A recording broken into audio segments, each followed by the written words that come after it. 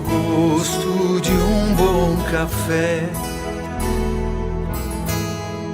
Pátria é cheiro e colo de mãe, é roseira branca que a avó semeou no jardim.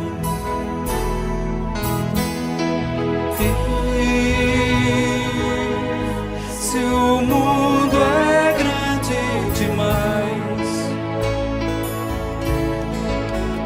sou carro de boi, sou canção e paz, sou montanha entre a terra e o céu,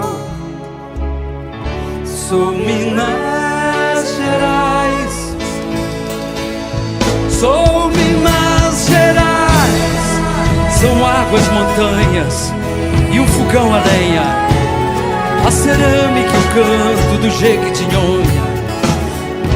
São igrejas, são minas, é o barroco, é Ouro Preto, e a Maria Fumaça é da Trembão Mineiro. Diamantina, Caraça, Gruta de Maquiné, Cascadanta caindo, Congonhas do Campo, São João del Rei, Sabará, Tiradentes, Igrejinha da Pampulha, minha Belo Horizonte. Se o mundo é grande demais, sou carro de boi, sou canção e paz.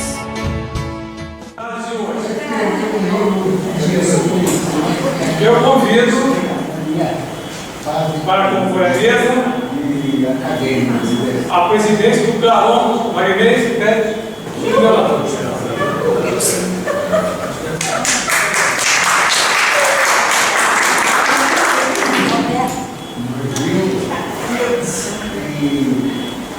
A convidação da primeira secretária, vocês dois, da nossa cadeira cativa, a nossa palestrante de hoje, Márcia Peçanha, aqui está. Sou o caminho entre a terra e o céu, sou Minas Gerais. falar sobre Cecília Meirelles é sempre um campo para mim. Até porque todas as incursões literárias que eu fiz, eu devo muito a Cecília Meirelles. Eu entrei aqui nessa academia porque um dia eu fui fazer uma palestra, estava falando com a Heloísa, e eu falava sobre Cecília Meirelles. Ela falava, você tem que ler para me ter isso. Depois o Pimentel também. E lá no Rio, na Dona Marina também, eu fiz uma palestra sobre Cecília Meirelles, quer dizer, temas diferentes. E aí também fui convidada para ficar na Dona Marina, eu fiquei até presidente da Dona Marina. Então a Cecília Meirelles sempre me aproximou assim, de várias coisas. Depois Noela, o clube também. E aí, como nesse mês, né, de abril, nós temos a comemoração, rememorado, dia 21 de abril, né, que foi a data, né, marcada aí, Tiradentes. Como uma sugestão, eu até falei, então vamos falar sobre o romanceiro da Inconfidência de Cecília Meirelles, porque tem tudo a ver com a data e é uma forma de nós integrarmos a história com a literatura e com as demais áreas também do conhecimento, porque o romanceiro da Inconfidência tem tudo isso e muito mais. E a Cecília Meirelles tem aquele poder encantatório das palavras. E uma das palavras, assim, que nós vamos trabalhar o tempo todo no romanceiro, é a palavra liberdade. Né? Então, temos até uns versos de Cecília Meirelles em que ela diz: liberdade, essa palavra, que o sonho humano alimenta, que não há ninguém que explique e ninguém que não entenda. Então, eu acho que está muito atual, inclusive, a história do romanceiro, com todas as reflexões que a Cecília Meirelles nos traz. Bom, qual foi a aconteceu. Cecília Meirelles foi, enquanto jornalista, fazer uma reportagem em Ouro Preto, que era dirigida pela Rita, justamente na Semana Santa. E quando ela estava lá na Semana Santa, acompanhando aquela procissão, ela começa a reviver tudo aquilo que havia acontecido, muitos anos atrás, há quase 2 séculos, sobre a Inconfidência Mineira. Então ela olha para as paredes, ela olha para as casas, ela olha para tudo, e ela vai, assim, tudo aquilo vai entrando nela espiritualmente, e ela se sente assim, fazendo parte daquela procissão.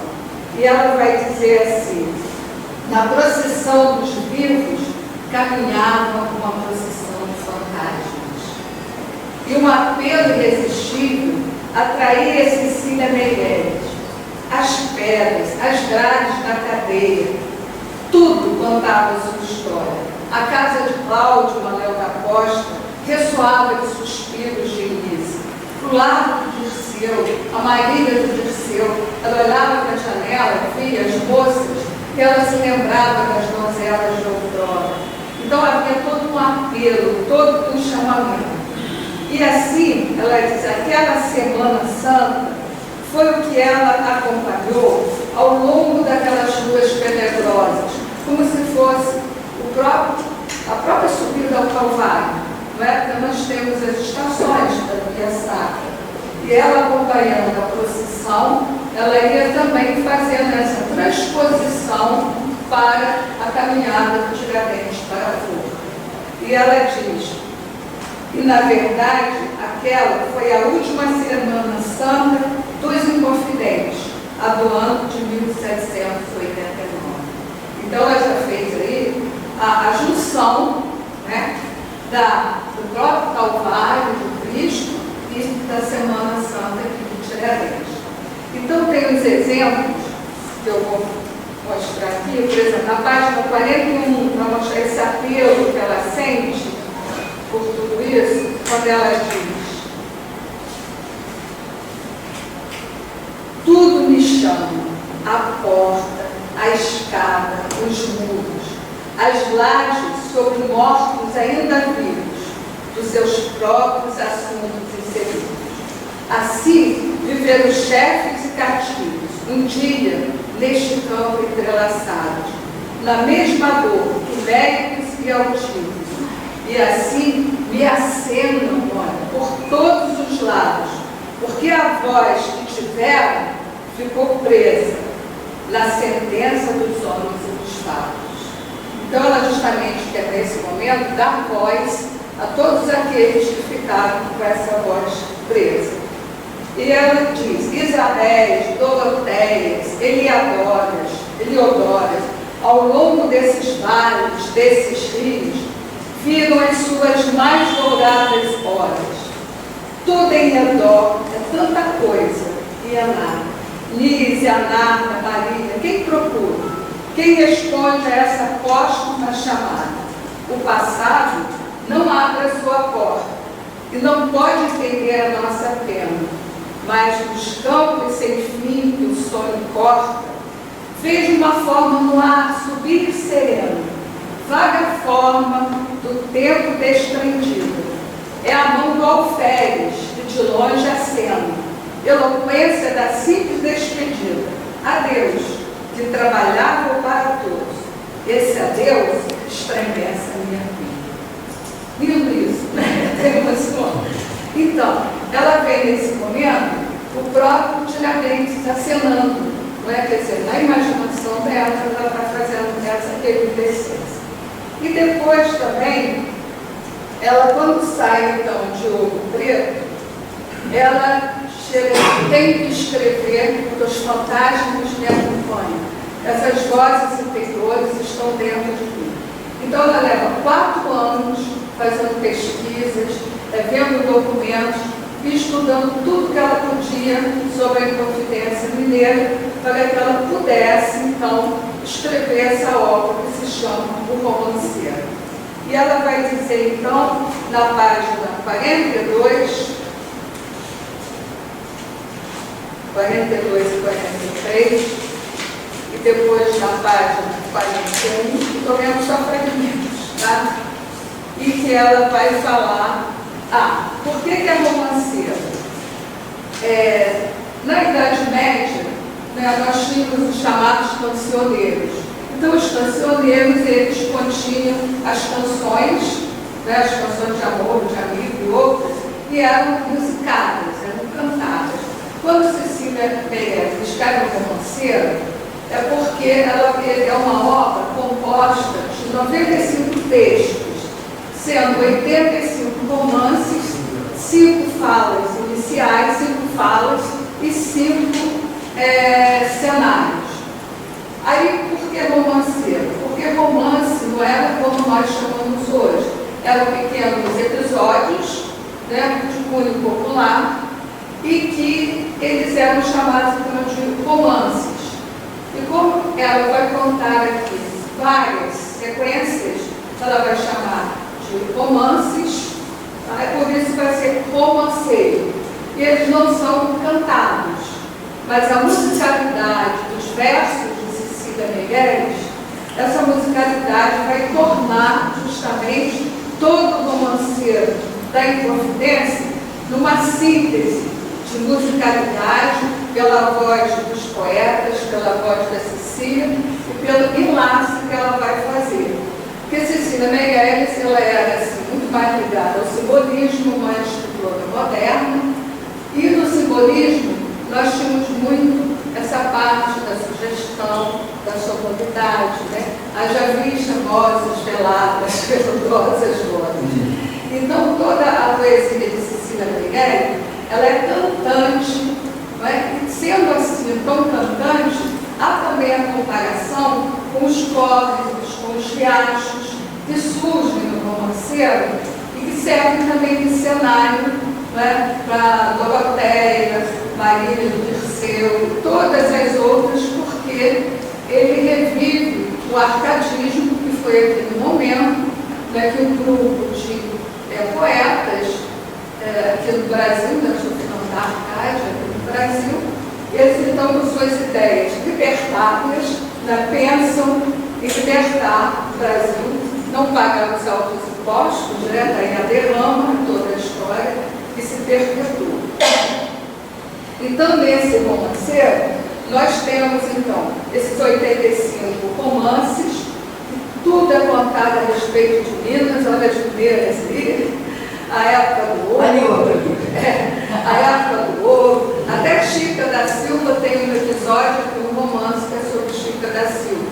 Então, cada poeta também que é apresentado aqui tem um romance, tá, no episódio que fala sobre ele, sobre seu amor, sobre sua vida.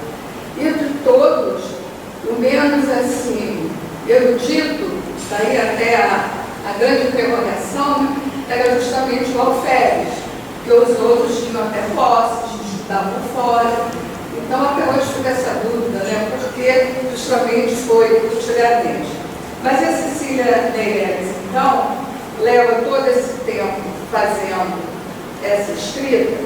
E o que vem a ser essa divisão? A fala, na fala, é uma intervenção direta assim, da autora. É como ela se realmente estivesse, como se estivesse no palco. Ela diz que Pilar Rita, né, era privilegiada, como se um gênio descortinasse assim, pela beleza do cenário. Então, é como se fosse uma teatralização. Então, temos os cenários, todo mundo sabe, onde você prepara o ambiente, ela fala do cenário inicial. Nós temos as falas, que são justamente essas intervenções mais diretas dela, e temos os romances. E nessa fala inicial, quando ela se sente assim, tão envolvida, ela diz: não posso mover meus passos por esse atroz labirinto de esquecimento e segredo, em que amores e ódios vão, pois sinto bater os sinos, percebo o roçar das rezas, vejo o arrepio da morte, a voz da condenação. Avisto a negra masmorra e a sombra do carcereiro, que transita sobre angústias com chaves do coração. Desculpa as altas madeiras do excessivo cadafalso e por muros e janelas o pasto da multidão. Batem patas de cavalos, sumam soldados imóveis na frente dos oratórios. Olha a pergunta: que vale mais, a oração? Vale a voz do brigadeiro sobre o povo e sobre a tropa, louvando a augusta rainha, já louca e fora do trono, na sua proclamação? Ó meio-dia confuso, ó 21 de abril sinistro, que intrigas de ouro e sonho houve na tua formação? Quem ordena, julga e pune? Quem é culpado e inocente? Na mesma cova do tempo cai o castigo e o perdão. Morre a tinta das sentenças e o sangue dos enforcados. Liras, espadas e cruzes, pura cinza agora são. Na mesma cova as palavras, o secreto pensamento, as coroas e os machados, mentira e verdade estão. Então não é o simples que é plantar, ela se envolve e ela questiona. Então nós podemos também observar as funções da linguagem, né, que se apresentam. Você tem a linguagem com a função informativa, que é aquela que dá informação. Você tem a linguagem poética ou evocativa, quando ela faz todo esse rememorar. E tem também uma função apelativa, porque ela quer atingir o leitor. Ela não quer escrever um romanceiro para que as pessoas não leiam. Ela quer que o leitor conheça a história. Vai conhecer a história só sobre a visão do historiador? Não. Ela quer que a história seja vivida, sentida emocionalmente. Por isso esse vocabulário tão lindo que ela usa e essas perguntas. Quer dizer, o que está valendo mais? Nessa época, o clero, o Estado, estão todos ali juntos. E aí, quer dizer, quem que pune? Quem é que julga? A rainha já está louca, mas é ela que assina.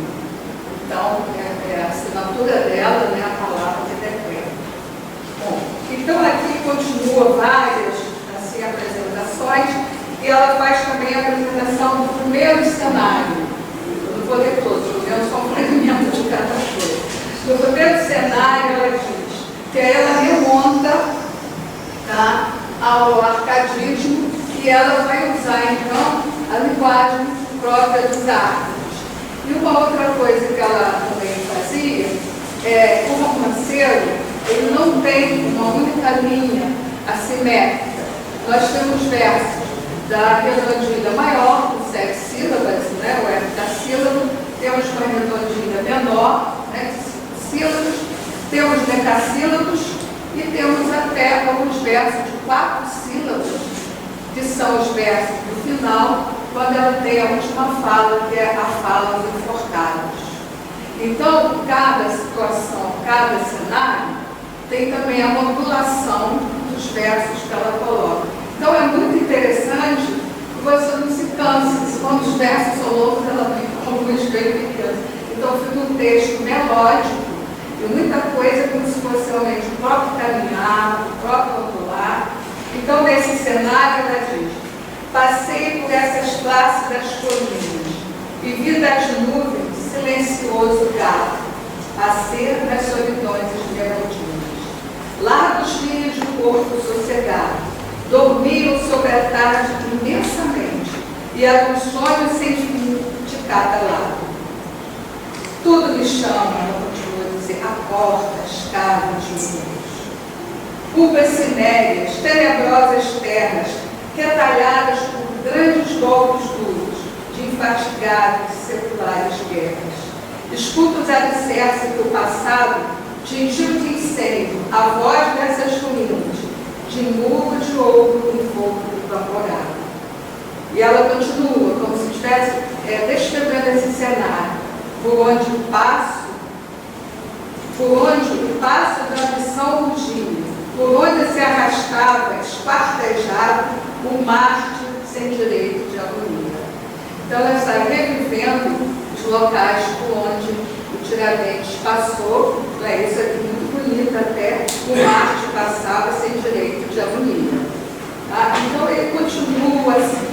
E perceba o suspiro dos amores, quando por esses prados florescentes se ergueram duros punhos agressores.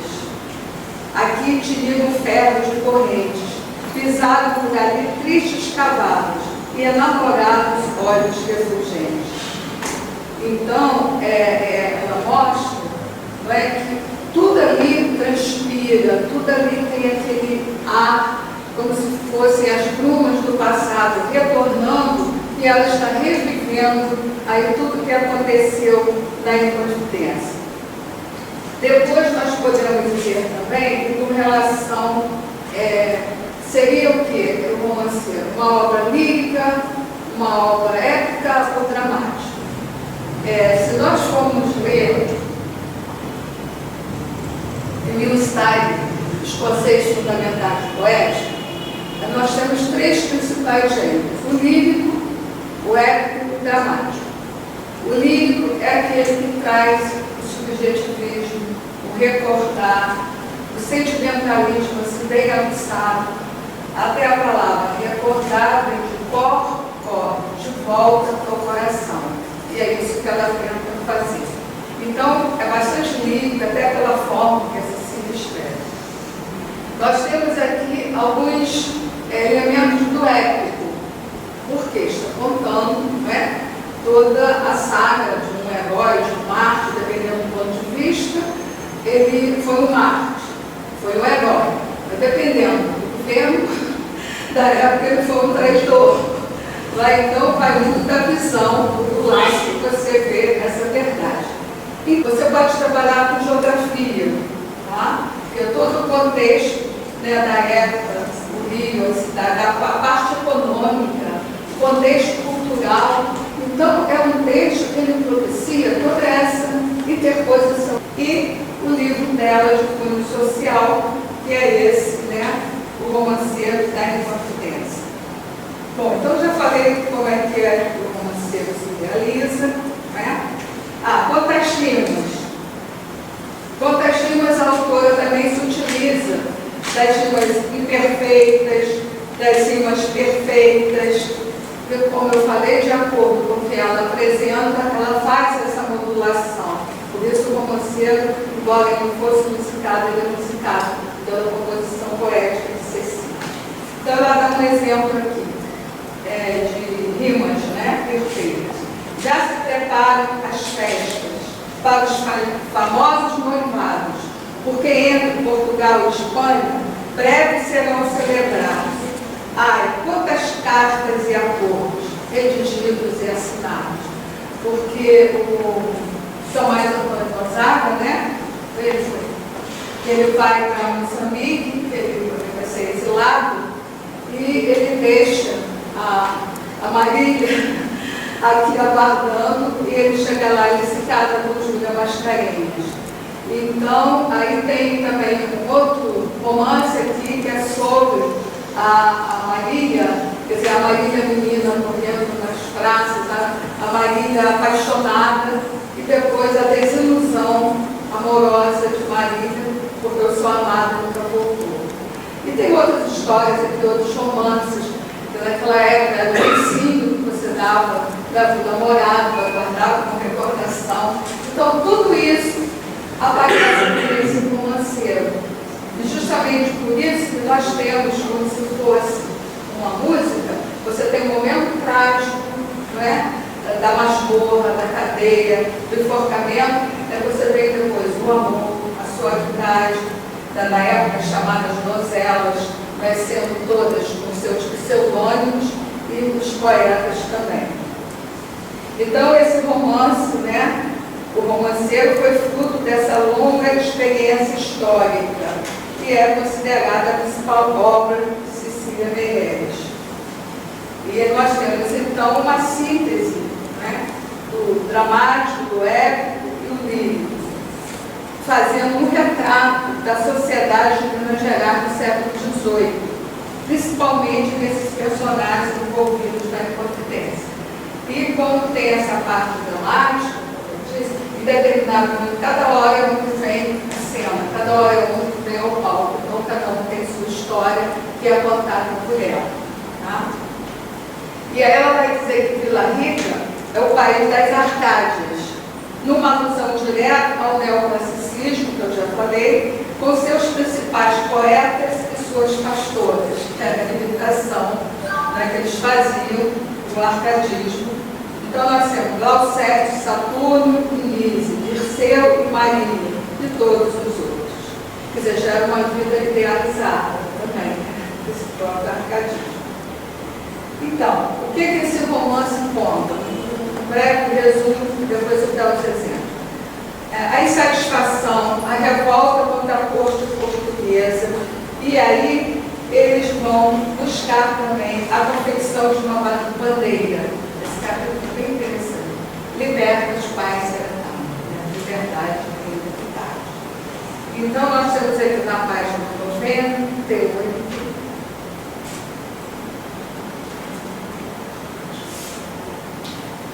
Aí é todo aquele mistério da bandeira da Inconfidência. Você já deve ter ouvido esses trechos, a Neide já deve ter chamado. Atrás de portas fechadas, à luz de velas acesas, uns sugerem, uns recusam, uns ouvem, uns aconselham. Se a derrama for lançada, a levante com certeza. Corre-se por essas ruas, corta-se alguma cabeça, do cimo de alguma escada, profere-se alguma lenda, que bandeira se desdobra, com que figura ou legenda, coisas da maçonaria, do paganismo ou da igreja, a Santíssima Trindade, o gênio a quebrar algemas, atrás de portas fechadas, à luz de velas acesas, entre sigilo e espionagem, acontece em confidência. E diz o vigário ao poeta: escreva-me aquela letra, o versinho de Virgílio, e dá-lhe o papel e a pena. E diz o poeta ao vigário, com dramática prudência: tenha meus dedos cortados, antes que tal verso escrevo, liberdade ainda de tarde. Ouve-se em redor da mesa, e a bandeira já está viva e sobe na noite imensa, e os seus tristes inventores já são réus, pois se atreveram a falar em liberdade, que ninguém sabe o que seja. Muito bonito. Bom, e aí ele continua, né, com esse questionamento, tá? Quer dizer, eu estou lendo fragmentos, tá, gente? Porque aí quem conhece a história da Inconfidência revisa, né, tudo isso. E foi quando ela foi assistir uma procissão. Depois tem a parte das sentenças.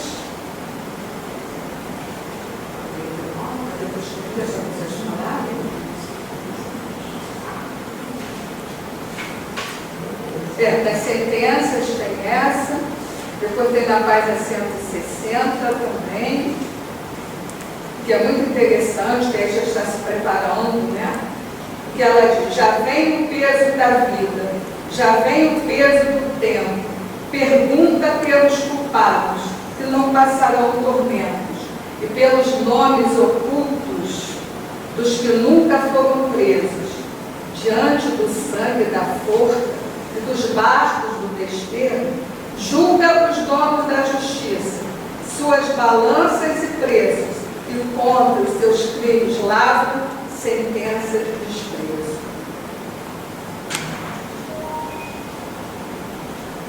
E aí, vem de novo, né, a autora, ela vai falar do romance das palavras aéreas, que também é bem conhecido, justamente pelas palavras que as pessoas são condenadas, ou são perdoadas, ou são salvas, ou fazem declarações de amor. Então, tudo isso ela coloca. Ai, palavras, que estranha potência vossa. Ai, palavras, sois de vento, ides no vento que não retorna. E em tão rápida existência, tudo se forma e transforma. Ai, palavras, que estranha potência a vossa. Todo sentido da vida principia a vossa porta. O mel do amor cristaliza, seu perfume em vossa rosa. Sois o sonho e sois a audácia, calúnia, fúria, derrota. A liberdade das almas, ai, com letras se elabora. Ai, palavras, e estais no bico das penas, e estais na tinta que as molha, e estais nas mãos dos juízes, e sois o ferro que arrocha, e sois o barco para o exílio, e sois Moçambique e Angola. Quer dizer, toda essa parte do desterro e tudo mais, brilhantemente, né, montado em versos. E aí ele vai continuar, só o final dessa parte, que ele diz: acusações, sentinelas, bacamarte, algema, escolta, o olho ardente da perfídia, a velar na noite morta, a umidade dos presídios, a solidão pavorosa, duro ferro de perguntas, com sangue em cada resposta, e a sentença que caminha, e a esperança que não volta, e o coração que vacila, o castigo que galopa. Está vendo o ritmo pela idade da amor? Ai palavras, que estranha potência vossa. Perdão, né? Perdão podias ter sido. Sois madeira que se corta, sois 20 degraus de escada, sois um pedaço de porta, sois povo pelas janelas, cortejo, bandeiras, troça. Ai palavras, que estranha potência vossa. Eres um sopro na aragem, sois um homem que se importa. Então, quer dizer, tanta preparação, não é, que ela faz, quem nunca leu sobre a Providência vê com outro olhar, com outra visão do nosso sentimentalismo, né? Muito bom. É muito bonito. Bom, aí usa mais, eu já falei sobre o contexto, e agora então, qual seria a diferença então, né, de um fato histórico e de um ato criador? Então nós podemos dizer que na obra de Cecília Meirelles, ela trabalhou com um fato histórico, né, um dos mais importantes, mas ela tem o cuidado de não se limitar a simplesmente relatar em versos, mas ela procura recriá-lo pela imaginação, que a arte é capaz de transformar. E como eu disse das funções da linguagem, quer dizer, a função apelativa que ela faz, pelo tempo evocativo, e essa função apelativa faz com que nós possamos participar dessa caminhada, reviver esses momentos. Então, é uma obra que está cumprindo também uma função social, uma função de conscientizar, né, de trazer a reflexão, só que de uma forma agradável, poética, prazerosa. E aí é muito mais fácil, né, você manter esse diálogo. Então, ao tratar desse fato histórico dos mais importantes, né, nós podemos dizer que o romanceiro também, né, esse elemento histórico é bastante forte, mas a autora descreve de forma subjetiva e lírica o ambiente e as sensações envolvidas ao longo de todo esse seu percurso. A busca do ouro representa a ambição e a cobiça. A conspiração esconde a esperança e o fracasso. E as punições mostram o desengano da derrota política. Do romanceiro, a autora faz uso frequente da função apelativa da linguagem. Busca atrair a atenção do leitor. Há um envolvimento ideológico, evidente, mas, acima de tudo, há um envolvimento lírico. Há a história oficial, mas há a história sob a visão da poetisa, que ouve os sussurros, que ouve os lamentos, como eu já li outros exemplos por aí. E ela, então, usa esse tom evocativo, mergulho no passado, mas é um mergulho no passado em que ela diz que o presente naquele momento acontece, os fantasmas estão ao lado dela, os confidentes estão junto com ela, as Marias, Doroteias, as Mises estão também ali ao lado dela, chorando, contando as suas aventuras amorosas, as suas desventuras. Então ela se sente tão inundada desse ambiente que ela vai dizer, né, que ela não poderia sair lá de Vila Rica, de Ouro Preto, sem contar essa história, para dar voz a todos esses que tiveram, né, sua história enforcada. E o ciclo do ouro, como eu já falei, retrata a busca incansável por ouro. O resultado disso, cobiça, vaidade, ganância, violência, roubo, prisões. Todos pedem ouro e prata e estendem punhos severos, eis o retrato da violência. E finalizando, né, deixa eu ver mais alguns só para não cansar com vocês. Eu também consegui uma aula. A gente se envolve, né? Começa a falar. Começa a falar.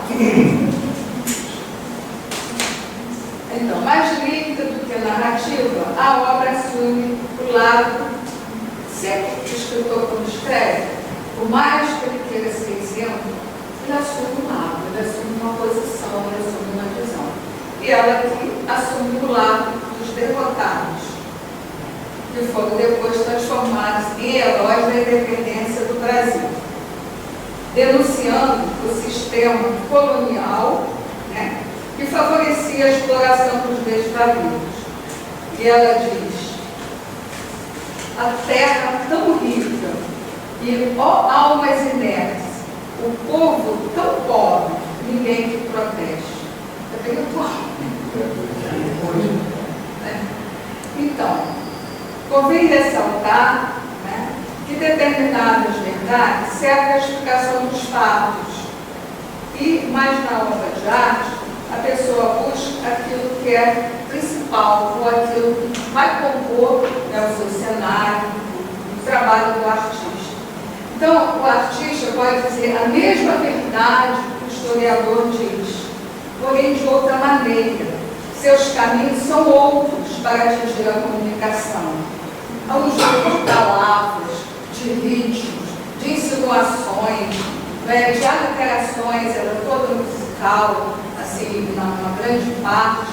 Então, são formas diferentes de você contar a mesma história.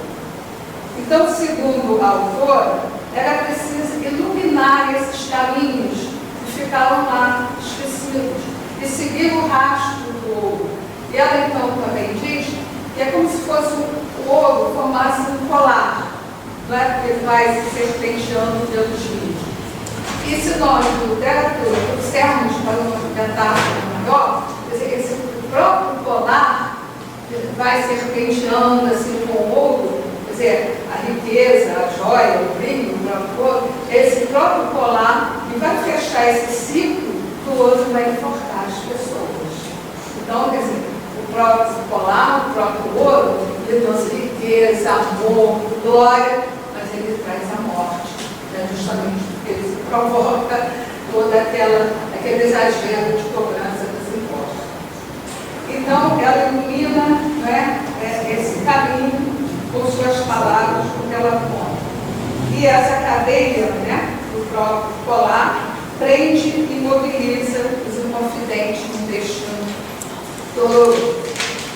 Agora, é interessante observar que os sonhos dos inconfidentes, depois de tantas existências, 31 anos depois, nós tivemos a independência do Brasil. Então, eles foram pioneiros e aquela bandeira seguiu liberdade a liberdade. E, passado um tempo, quer dizer, quase 2 séculos depois, nós tivemos a proclamação da República, quase 200 anos depois. Então, o sonho deles não foi em vão. E é isso que a Cecília Meirelles tenta mostrar. Então, ela diz: o romanceiro é um convite à reflexão. Por isso, ela nos diz: o amor nem sempre é doce, pois o bem não é suave, pois amanhã, como ontem, nunca mais a liberdade. Então, esta obra de arte, nós podemos dizer que ela pode ser vista como instrumento de eternização da ação humana. E os heróis teriam ficado olvidados, mas que ressurge no romanceiro da Inconfidência, trazendo suas vozes, suas angústias, e o exemplo ficou para todos nós. Esse é o romanceiro.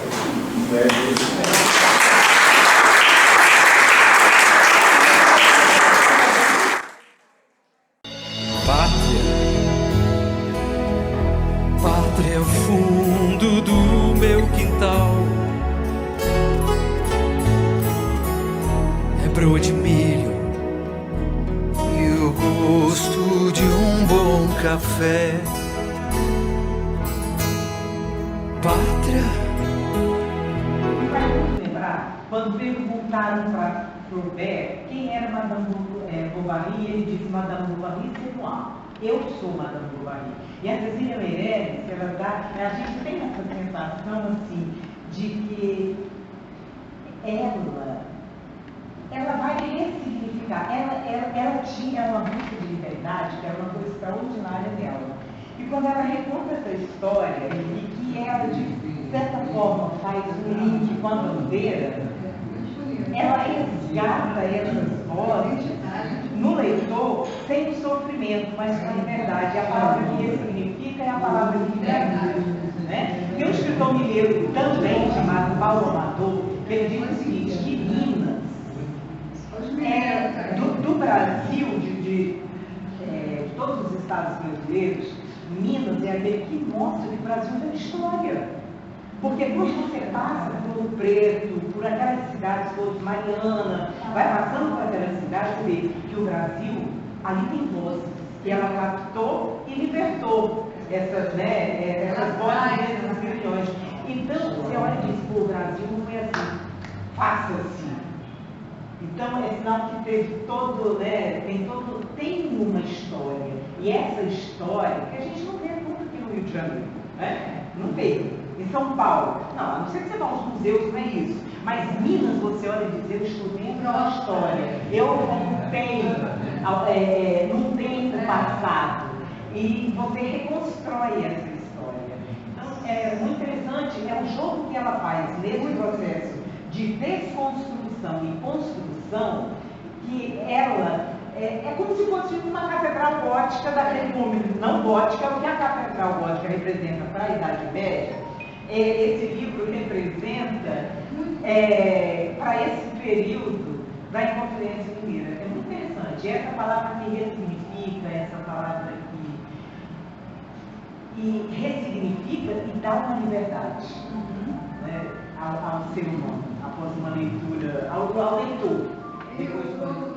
Falou nisso já, e eu vou reforçar, que eu acho importante. Esse livro da Cecília não é um livro tão somente de poesia. É um livro de história, é um livro de geografia, é um livro de sociologia, é um livro, enfim, eu acho que o grande mérito desse livro é exatamente isso. Ele aborda vários aspectos, sendo aparentemente um livro só de poesia. Não é. E até não é para falar sobre isso, a Neide já reclamou de nós várias vezes no romanceiro. O Carlos Rosa tem um trabalho sobre Cecília Meirelles. Não foi você? Pela oportunidade que nos proporcionou esse contato com o romanceiro. Como vimos, Cecília Meirelles visitou fisicamente a cidade de Ouro Preto. Ela revisitou com mergulho na história e o seu coração lírico produziu o romanceiro. Muito obrigado, Márcia.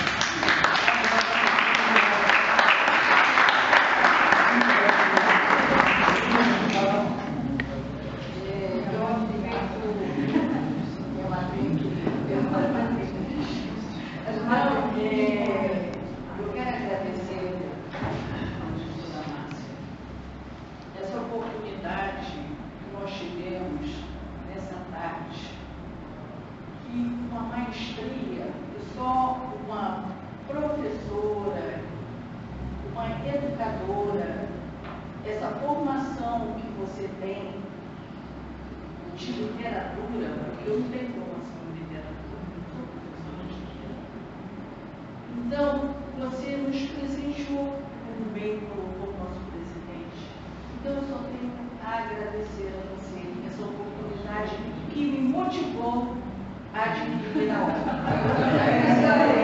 Como não é o meu área, então eu vou falar, não passando, alguém fala, mas esta palestra de hoje, com essa concisão que você deu, uma preciosidade que está aqui, você, com esse lirismo todo, com esse encanto que você nos proporcionou, eu só tenho muito que agradecer a você. Eu confesso que eu vou adquirir a obra. Então, eu quero te parabenizar, minha madrinha.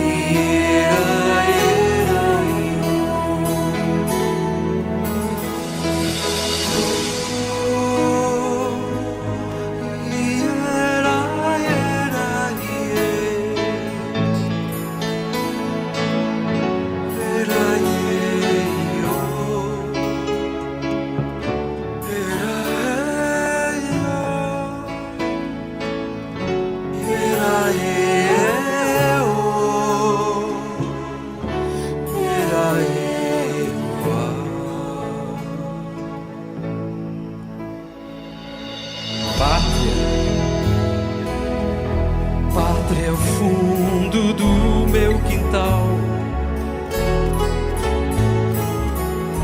é broa de milho e o gosto de um bom café. Pátria é cheiro e colo de mãe, é roseira branca que a avó semeou no jardim. E se o mundo é grande demais, sou carro de boi, sou canção e paz. Sou montanha entre a terra e o céu, sou Minas Gerais, sou Minas Gerais. São águas, montanhas e um fogão a lenha, a cerâmica e o canto do Jequitinhonha. São igrejas, são minas, é o barroco, é Ouro Preto.